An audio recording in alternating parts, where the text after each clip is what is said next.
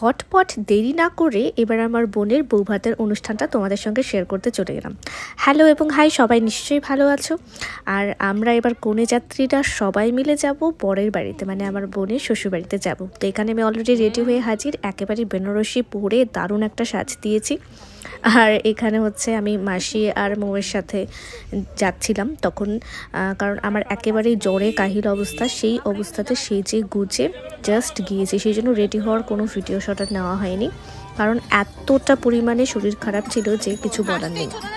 কোনো যাত্রীরা সবাই মিলে রেডি হয়ে প্রথমে দেখলাম যে গেটে আমার বোনের আর বোনের বরের যে বিয়ের ছবিগুলো সেগুলো একেবারে সুন্দর করে টাঙিয়ে দেওয়া হয়েছে।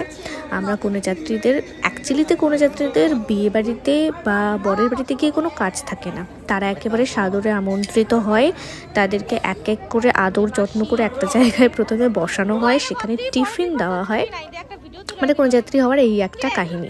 আর এই হচ্ছে আমার দিদি, ওর নাকি কোনো জায়গায় কোনো ছবি থাকে না, ভিডিও থাকে না, তাই সবার ফার্স্ট আজকে আমি ওর ভিডিওটাই নিয়েছি।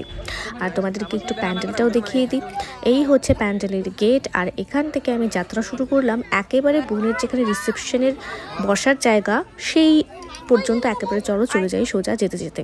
তো জায়গায় জায়গায় দেখলাম বিভিন্ন রকম ওর বিয়ের ছবি টাঙানো রয়েছে, কারণ ওর কোনো প্রি ওয়েডিং হয়নি, দুজনের কেউই সময় পায়নি, তো সেই জন্য বাসি বিয়ে হওয়ার ঠিক পরের দিনই সেগুলোকে প্রিন্ট আউট করে এভাবে লাগানো হয়েছে।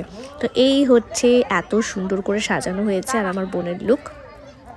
তো দেখো এটা করেছি, করার পর ওর একটা সিঙ্গেল লুকের ভিডিও আমি একটু নিয়ে রেখেছি। আর এরপরে তো একে একে ফটোশ্যুটের পালা শুরু হবে, জাস্ট কোনো যাত্রী পৌঁছালো কি না পৌঁছালো আর অমনি এক এক করে ফটোশ্যুটের পালা শুরু হয়ে গেল। আমারই লাস্টে চান্স হচ্ছিল না, তাই আমি একটা একটা করে সবার সঙ্গে ভিডিও রেডি করে রেখেছি।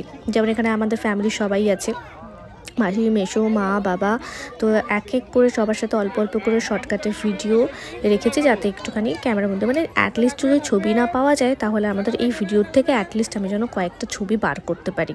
তো এখানে দেখো মা, বাবা, মাসি, মেসোর সঙ্গে সিঙ্গেল ছবি তোলা হলো। এরপরে বর্দি, আমার জামাইবাবু, বড় জামাইবাবু আর সঙ্গে আমাদের পুচকে ভাগনা এর সাথে নেওয়া হলো। এই চারজনের সাথে তোলার পর এরপরে হয়তো আমি একটুখানি চান্স পাবো ওর সাথে ভিডিও করে রাখার, তো সেই চান্সটা মিস করে নিয়েছি। আর কখন সময় পাবো না পাবো, কারণ আমরা গেছি সেই অনেকটা লেট করে, যা হয় আর কি, কোনো যাত্রীরা সব থেকে শেষে পৌঁছায়, তাড়াতাড়ি খেয়ে দিয়ে আবার বাড়িতে চলে আসে। তো সেই জন্য এই ভ্লগটাও একেবারে একদম একটা শর্টকাট ভ্লগ হয়েছে। এরপরে আমাদের নিজেদের ফ্যামিলির কিছু ছবি ফটো সেশন চললো। করে টোরে দেখলাম যে ওর শ্বশুরবাড়ির পক্ষ থেকে একটা বেশ সুন্দর একটা প্রোগ্রামের আয়োজন করা হয়েছে, আমার তো দেখে ভীষণই ভালো লাগলো।